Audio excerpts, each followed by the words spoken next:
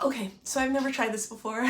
I have never gone live before, and it's something that I have wanted to try. So there will probably be a lot of ums and awkward pauses because I'm totally not comfortable doing this. There we go. But I wanted to just jump on here and give a quick update because things have been really hectic and chaotic around here lately. I just walked Libby and did a bunch of tricks training with her. So she's outside having lunch and I'm not sure how she feels about that, so I might have to go get her. But we're gonna try this out anyways, and yeah, hopefully I'll be less nervous as this goes on. I brought my knitting actually to knit because when I'm knitting I'm less nervous. It's totally a stim for me. Yeah. So the first update I wanted to give was a really sad one. And I've been meaning to make a video, but I have been putting it off because it's something that makes me really sad and I already cried for like a lot about it. So the biggest update is that Tony had an accident the day before Halloween, and we rushed him to the vet, and the first vet said that he was stable, and so they kept taking other people in front of him. Hi Matthew, is your comment. I don't know how well I'll be able to respond to comments because I've never done this before. I always wondered how they showed up on creators' pages. Anyways, so we took him to Michigan State to the emergency vet there because it was the weekend. And they said he was stable and thought he was gonna be okay, but because he was being really nippy, they sent him to another vet a town over that had more people because they were shorthand. And when he was there, they also said he was stable. And then they ended up deciding they had to do surgery after they'd been there for several hours.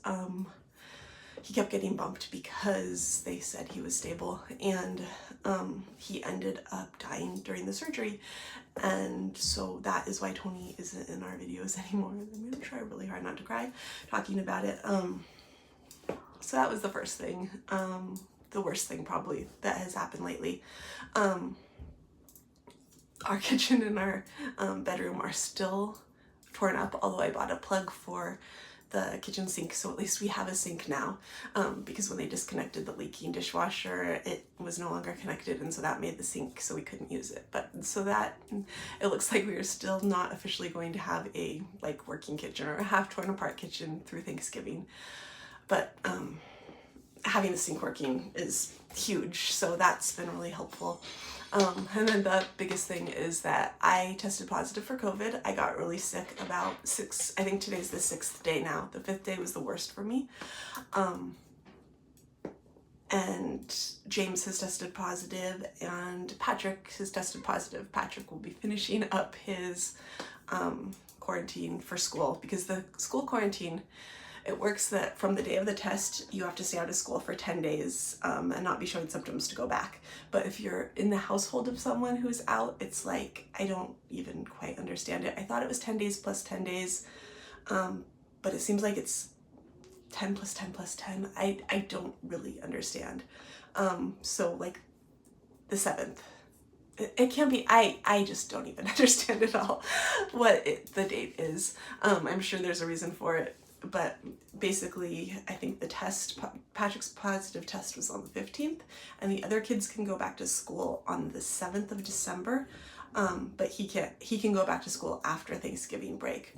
Now that James is tested positive, he'll just have 10 days from his test too, so at least there's that. But the girls tested negative, so they can't go back to school until the 7th. That is, I'm trying to think of what else. Those are the 3 big updates that I wanted to give, just about what's been going on. Maggie and James probably, I think, miss school the most. Thank you, Zoe. And honestly, today I am feeling a lot better. Like, I took the dog in a walk around our neighborhood. It's pretty open and it's not like I run into any people there. So I felt comfortable doing that since we're outside and it's like woods around us. So at least I could take, I'm feeling better. and Patrick is doing much, much better, which is huge because it got a little bit scary. Pulmonology put him on steroids, and within a day of him starting steroids, because he sees a pulmonologist for his asthma, he was doing much, much better. And Sadie hasn't been sick at all, which is huge. Let's see. Hi, Pastor Troy. Yes, I usually don't talk about potty training on here at all, but Maggie has been for a long time, and we're thankful for that. It was not something that was super hard with her. And the other question, yeah, we get along really well with our neighbors. We have a wonderful neighbor that lives near us, who she's elderly, so we're being really careful to social distance right now, because I definitely don't want her getting sick from us. And so she knows, she knows that Patrick at least is tested positive from COVID. But yeah, we live in a neighborhood where everyone has been really, really great. It's kind of funny because everyone sort of got puppies at the same time. It seems like there's like 6 puppies in our neighborhood. And so,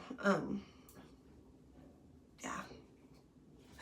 If you have any questions, you can ask me. Because I'm running out of things. I had like a list of things in my head. I probably should write things down, because with ADHD, I never remember what I actually want to talk about.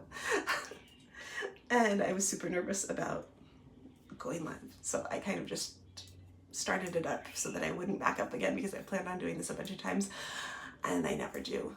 I kind of want to try to make this a regular Saturday morning-ish thing,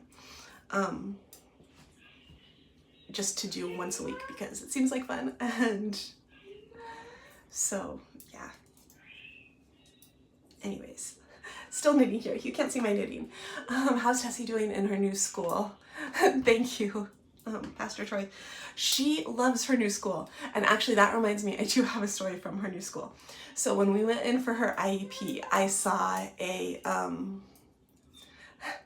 this. They had, you know, the old-fashioned like play structures that are kind of, I don't know if they're octagons, but it's like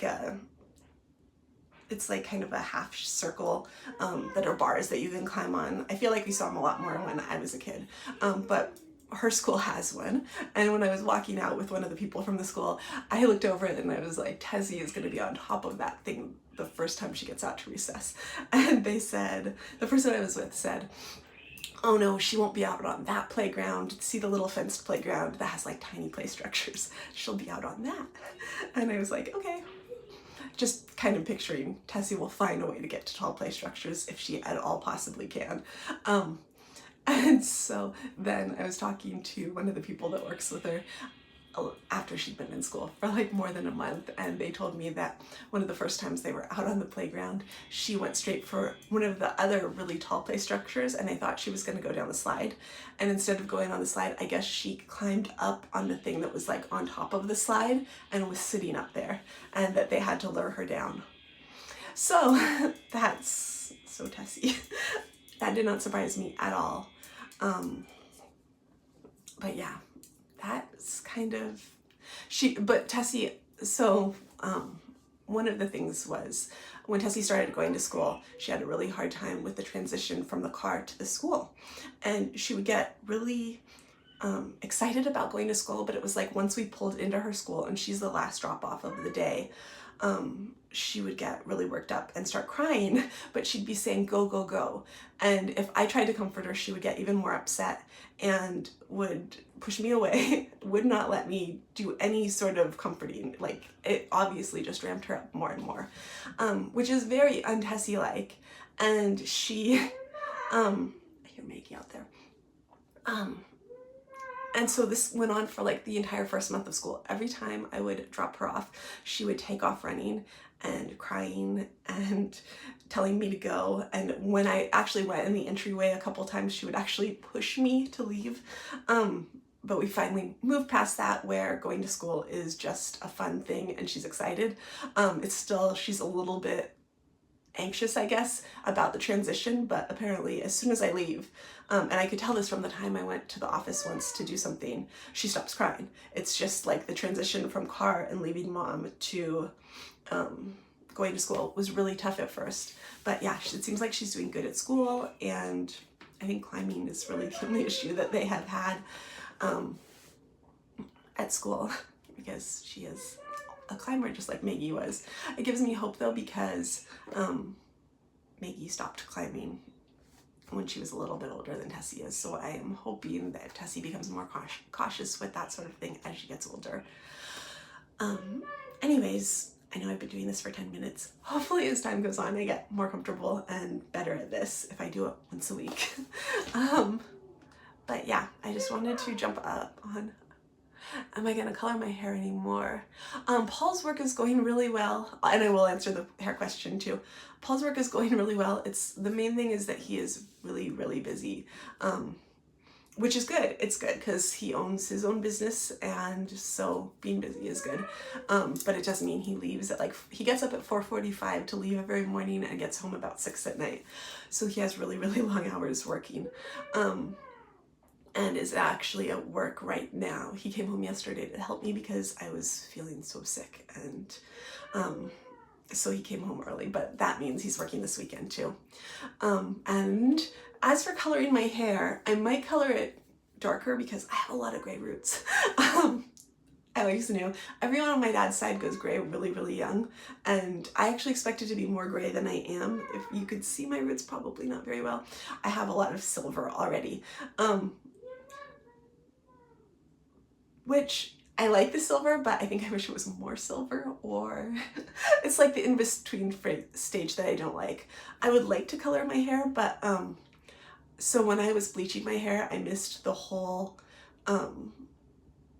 not overlapping when I was bleaching it, and so the places where I overlapped the bleaches got really just totally burnt out, which was part of why I shaved the sides, was because it was especially bad, like right here on each side. So for now, I am still giving my hair a break. I think I am going to be giving it a break for a good long while. I have some footage that I took because Sadie actually asked me to film when I cut her hair, and also she finally convinced me to give her highlights. So I gave her about 6 blonde highlights, which have been in recent videos. Oh, thank you. Thank you, Mary. Yeah, I liked having blonde hair, but I didn't like how within like a week I would have roots. It bugged me. Since Sadie's hair is less light, I think it's less noticeable, and also just because we've done streaks. First we did color with her. Oh, I wish I could remember what the color was, because Manic Panic was okay, but it washed out really fast. And so there was another one that I cannot remember what it's called. Anyways, there's another kind, and it actually smells like the different types. It smells like apples, the dye does, which is kind of weird, kind of cool. But yeah, Sadie has really liked kind of playing with her hair color, and I really like how I was nervous about putting streaks in her hair because that meant bleaching streaks into her hair, but it's more like a one-time thing, or at least, yeah, it's not like she's going to be bleaching it regularly. Hold on, Patch, I'll be out in a second. My time is just about up. Anyways, yeah, so in recent videos, you'll probably see Sadie has some blonde streaks. We actually bleached them because she wanted to do like Aurora Borealis colors was the goal, but then she liked the blonde so much that she just went with the blonde. I think I have to make lunch now. But anyways, thank you to all of you that hung out with me during this live stream. I'm definitely getting next nervous. I can't even talk. I'm definitely getting less nervous. And I'm going to try this again next Saturday and see how it goes. Anyways, if you have any questions for me that you want to ask, you can put them in the comments of any of the videos, and I am going to, actually, I'll answer this really quick. How's the new puppy adjusting? Thanks for the question, Melissa. She is doing really, really good. She's with me pretty much all the time. I think she's kind of becoming like my emotional support dog, even though I'm not calling her that. There's a trainer that, thank you, Carl. There's a trainer that we're going to start working with that does 10 private lessons, and then you can go unlimited to any of her classes. My grandpa did obedience with Dobermans for as long as I could remember when I was little. And so we would go to his dog shows, and I would really like to do obedience work with her. And we've also been having a lot of fun doing scent work. Thanks, Alyssa. Yeah, so the thing that kind of wears her out the most, because she has so much puppy German Shepherd energy, is I go out and I take some of her treats and basically, actually some of her food, her wet food, and I'll get a little bit on my shoe and then walk and drop treats in the area where I want her to follow. You did! Hi Clark, how are you? You did get here right at the end. But I'm gonna do this again next week. That is the plan, at least. Anyways, but so she basically tracks and follows it to find her treats, and that uses a lot of her energy and is a lot of fun, and I went way longer than I planned on going. Anyways, thank you again, all of you, for hanging out with me, and drop any comments or drop any questions, and I will try to answer them next week, at least any that are like appropriate. And I will see you next time. Bye.